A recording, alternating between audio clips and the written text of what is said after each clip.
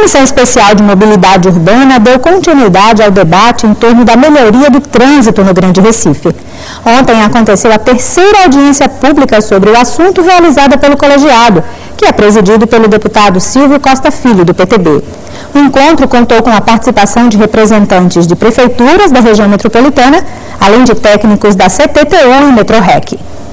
A reunião foi aberta com a apresentação do Plano de Mobilidade Urbana da cidade do Recife, feita pelo diretor do Instituto Pelope da Silveira, Newton Butler. A medida prevê a modernização da infraestrutura viária por meio de projetos de expansão das ciclovias, utilização de BRTs, que são os ônibus de alta velocidade e com corredores exclusivos, e ainda o desenvolvimento do sistema de transporte fluvial.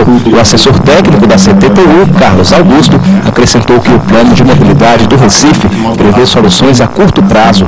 Algumas ações já foram iniciadas, a exemplo da eliminação de giros à esquerda, realizada em alguns pontos da Avenida Norte. De acordo com o assessor da Companhia de Transporte Urbano, serão investidos cerca de 18 milhões de reais no setor. Parte da verba será direcionada à realização de concurso público para a contratação de 200 novos agentes de trânsito. O deputado Silvio Costa Filho salientou a necessidade dos municípios debaterem projetos ligados à iluminação pública e ao melhoramento das calçadas. Segundo o parlamentar, o próximo passo da Comissão de Mobilidade Urbana será a realização de visitas às câmaras municipais do Grande Recife para debater em loco os problemas e soluções relacionados ao setor.